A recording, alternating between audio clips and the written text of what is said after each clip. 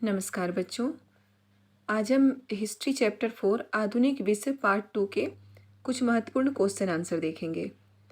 Video start करने से पहले, क्वेश्चन आंसर स्टार्ट करने से पहले मेरे चैनल को सब्सक्राइब कर दें, वीडियो को लाइक करें और बेल आइकॉन भी दबा दें ताकि आने वाली वीडियो का नोटिफिकेशन आप तक पहुंच जाए। वीडियो को जहां तक हो सके ज़्यादा से ज़्यादा शेयर करें ताकि जो भी ज़रूरतमंद हो उन तक ये वीडियो पहुंच जाए। तो चलिए हम देखते हैं क्वेश्चन नंबर फर्स्ट। भारत पर साम्राज्यवाद के किन्हीं दो प्रभाव का उल्लेख कीजिए। भारत पे साम्राज्यवाद यानी कि साम्राज्यवाद की जो नीति पूरे विश्व में फैल रही थी उसका भारत पर क्या प्रभाव पड़ा, उसका उल्लेख करना है।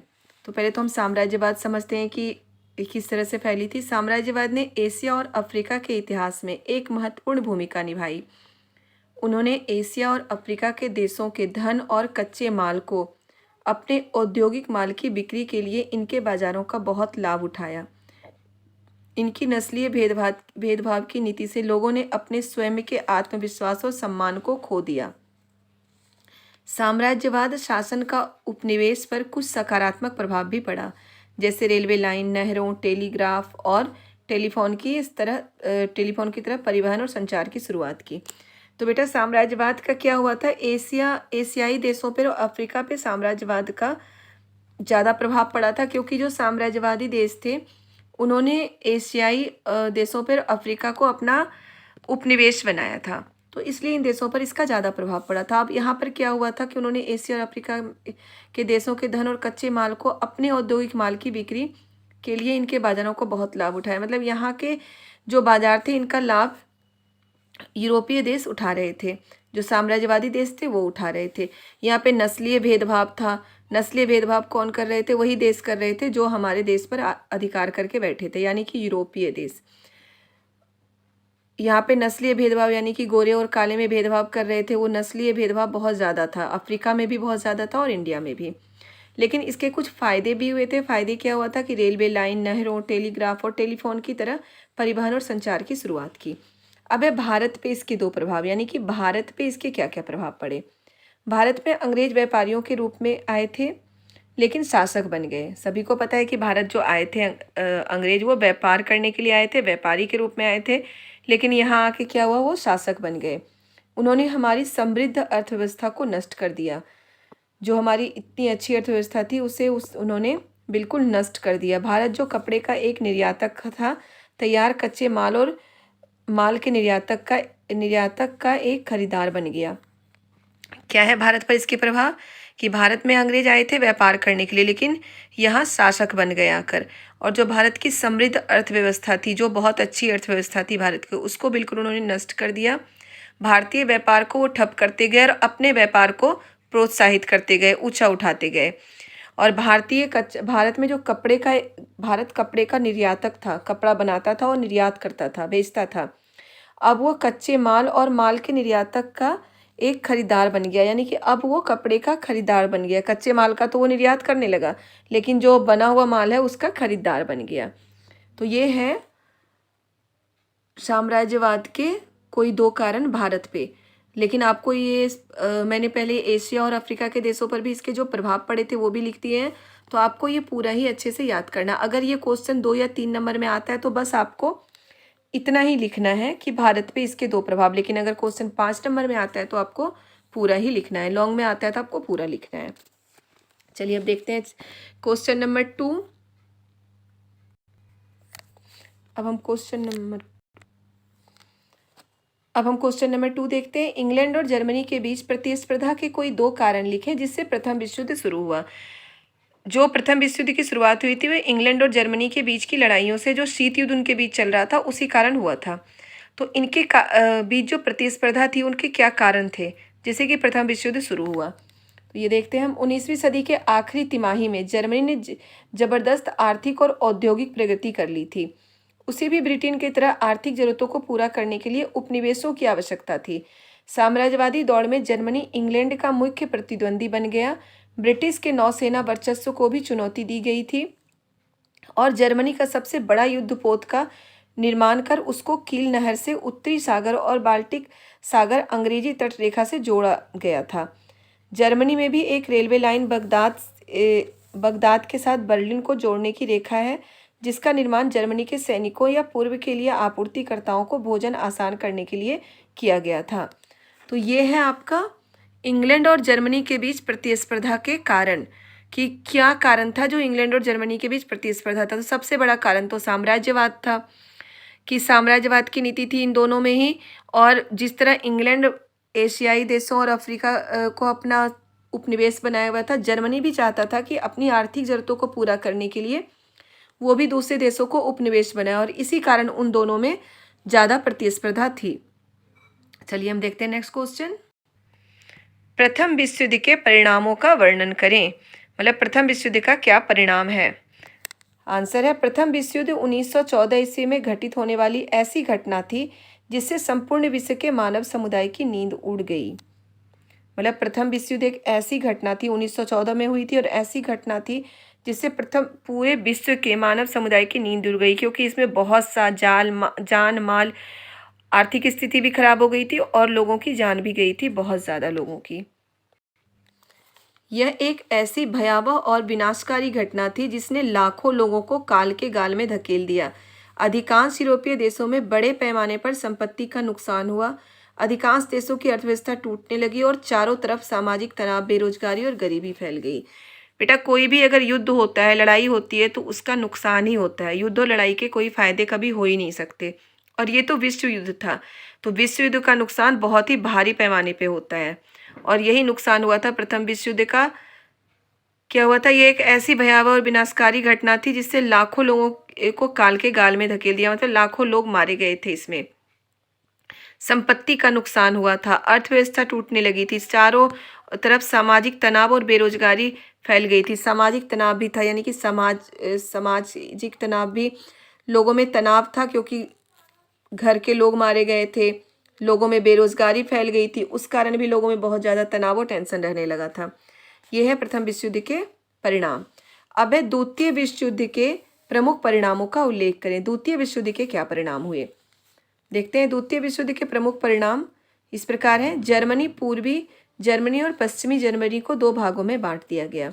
जर्मनी को बांट दिया गया था। द्वितीय विश्व युद्ध के बाद क्या हुआ था, जर्मनी को युद्ध का कारण बताया गया था कि द्वितीय विश्व युद्ध का पूर्ण रूप से कारण कौन है, जर्मनी है, क्योंकि और सच्चाई भी है, जर्मनी ने ही द्वितीय विश्व युद्ध स्टार्ट कराई थी, तो उसे ही कारण बताया गया था। और उसको क्या किया गया था, जर्मनी, पूर्वी जर्मनी और पश्चिमी जर्मनी को दो भागों में बांट दिया गया।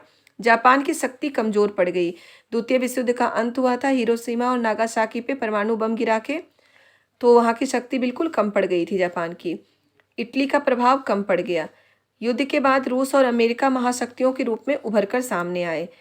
युद्ध के बाद क्या हुआ, अमेरिका और रूस महाशक्तियों के रूप में उभरकर सामने आए थे, क्योंकि युद्ध के बाद जो आर्थिक स्थिति खराब हुई थी, तो जो अमेरिका कर्ज लेता था दूसरों देशों से, वो कर्जदार बन गया। अब वो उसकी आर्थिक स्थिति इतनी अच्छी हो गई थी, अमेरिका युद्ध में पार्टिसिपेट नहीं कर रहा था, वो बहुत बाद में युद्ध में पार्टिसिपेट किया था। तो अब उसकी स्थिति इतनी अच्छी हो गई थी कि वो दूसरों को कर्ज देने लगा था। प्रथम विश्व युद्ध में तो अमेरिका कहीं था ही नहीं, द्वितीय विश्व युद्ध में अमेरिका बहुत बाद में पार्टिसिपेट किया था। आगे देखते हैं। ब्रिटेन और फ्रांस ने युद्ध तो जीत लिया, परंतु उनकी गणना अब बड़ी शक्तियों के रूप में नहीं रही। जो ब्रिटेन और फ्रांस की शक्तियां बहुत ज़्यादा थी, वो शक्तियां अब कम हो गई, क्योंकि दो विश्व युद्ध के बाद उसकी आर्थिक स्थिति बहुत ही खराब हो चुकी थी।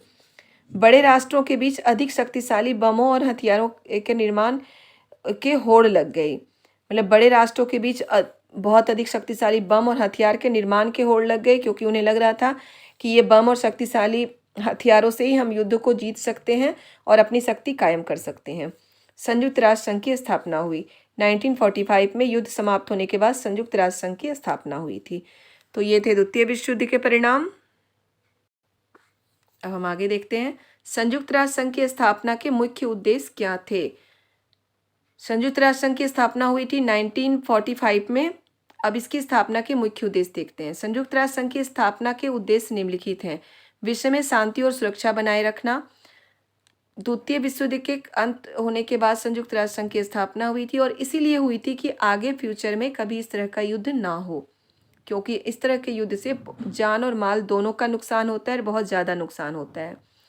तो क्या था पहला? विश्व में शांति और सुरक्षा बनाए रखना, अंतर्राष्ट्रीय सहयोग बढ़ाना और अंतर्राष्ट्रीय झगड़ों को शांतिपूर्ण ढंग से निपटारा करना। यानी कि अगर कोई दो देशों में मनमुटाव है तो उसे शांतिपूर्ण ढंग से निपटारा करना, ना कि लड़ाई से निपटारा करना। विभिन्न देशों के सदस्यों को इस बात के लिए तैयार करना कि वे युद्ध का सहारा ना लें। आक्रमणकारी देश के विरुद्ध आर्थिक और सैनिक कार्रवाई करना।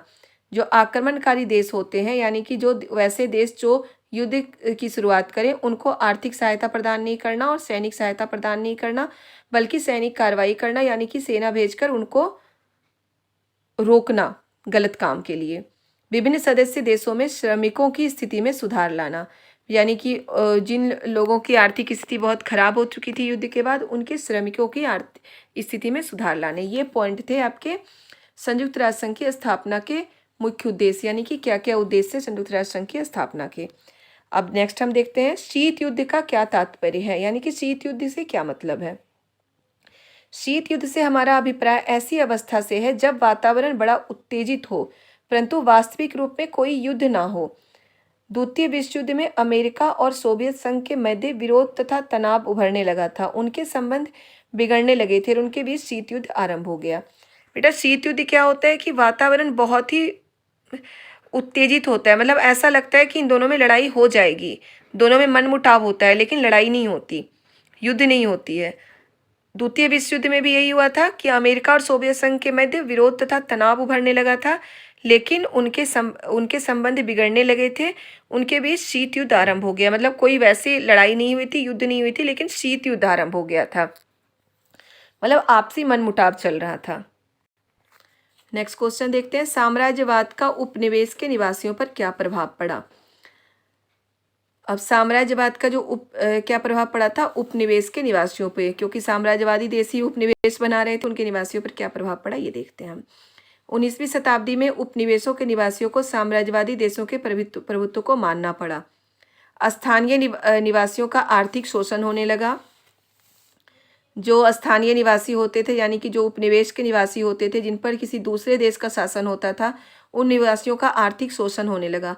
उपनिवेशों के निवासी अशिक्षित तथा अविकसित रह गए। जो उपनिवेश के निवासी थे वो अशिक्षित और अविकसित रह गए, क्योंकि अगर जैसे हमारे देश में अंग्रेजों का शासन था, अंग्रेज अपने फायदे देख रहे थे, हमारे देश के फायदे नहीं देखते थे, ना ही हमारे देश के लोगों के फायदे देखते थे। शिक्षा, वो अपने लोगों को अच्छी शिक्षा दिलाना चाहते थे और हमारे देश के लोगों पे शिक्षा और विकास पर वो कोई ध्यान नहीं दे रहे थे, इसलिए अशिक्षित और अविकसित रह गए। इनका जीवन दासों के समान था। साम्राज्यवादी देशों ने इन पर अपनी भाषा, संस्कृति व सभ्यता थोपनी आरंभ कर दी। अपना अधिकार बनाए रखने के लिए वहाँ की जनता में वैर वैमनस्य को बढ़ावा दिया। अपना अधिकार बनाए रखने के लिए फूट डालो और शासन करो की नीति अपनाई थी। वैर वैमनस्य का मतलब होता है फूट डालो और शासन करो, यानी कि आपस में लड़ाते रहने के लिए इन चीज़ों पर उन्होंने बढ़ावा दिया कि जहाँ वो जाके रह रहे हैं, अगर दूसरे देश में रह रहे हैं, वहाँ की जनता आपस में लड़ती रहेगी, उन दोनों में मनमुटाव रहेगा, तभी वहाँ पर वो शासन को बनाए रखेंगे, और इसके लिए उन्होंने वैर वैमनस्य को बढ़ावा दिया। चलिए एक बार फिर से हम देखते हैं सारे आंसर। ये सारे महत्वपूर्ण क्वेश्चन आंसर है बेटा, तो इन्हें आप नोट कर लें, सुन के याद करने की कोशिश करें, सुन के भी चीज़ें जल्दी याद होती है। नोट करें और याद करने के बाद लिखें ज़रूर। ये मैं हर वीडियो में आपको बताती हूँ कि याद करने के बाद चीज़ों को दोबारा से लिखें, ताकि वो चीज़ें आपको दोबारा याद रहे। लिखने से कोई भी चीज़ें हमें लंबे समय तक याद रहती है, वरना हमें ऐसा लगता है कि हमें सब कुछ याद हो गया और जब हम एग्ज़ाम में लिखने जाते हैं तो हमें कुछ भी याद नहीं रहता। इसलिए हमेशा ये कोशिश करें कि याद करने के बाद आप आंसर को दोबारा से लिखें। रफ कॉपी में लिखिए, जैसे भी लिखिए, आंसर को दोबारा लिखिए ज़रूर। ये सारे क्वेश्चन आंसर जो चैप्टर के महत्वपूर्ण क्वेश्चन आंसर हैं वही मैं आपको दे रही हूँ। तो ये क्वेश्चन आंसर आपको याद कर लेना है, लिख लेना है, अच्छे से नोट डाउन करके रखिए, ताकि एग्ज़ाम के टाइम में आप इसे याद कर सकें, पढ़ सकें। और साथ ही मेरे वीडियो को सब्सक्राइब ज़रूर कर दें। जिन लोगों को वीडियो पसंद आए वो वीडियो को लाइक ज़रूर कर दें। आप जितने ज़्यादा से ज़्यादा मेरे वीडियो को सब्सक्राइब करेंगे तो मुझे भी मोटिवेशन मिलेगा, ताकि मैं नए नए वीडियो बना के आपको डालती रहूं। वीडियो को लाइक भी ज़रूर करें, शेयर करें, जहाँ तक आपके फ्रेंड्स कोई भी हो जिन्हें वीडियो की ज़रूरत हो, ऐसे क्वेश्चन आंसर की ज़रूरत होती है, उन्हें ये वीडियो शेयर ज़रूर करें। सब्सक्राइब और लाइक ज़रूर ही कर दें। और सबसे महत्वपूर्ण बात है कि आप पढ़ें और याद करें, समझ के याद करने की कोशिश करिए, चीज़ें ज़्यादा अच्छे से याद होती है। और चीज़ों को याद करके रखने के लिए मैं आपको हमेशा ही बोलती हूँ, लिखने की कोशिश करिए, जितना ज़्यादा लिखेंगे उतनी देर तक, उतने दिनों तक चीज़ें याद रहती हैं। तो चलिए वीडियो को लाइक और सब्सक्राइब कर दीजिए। Bye bye.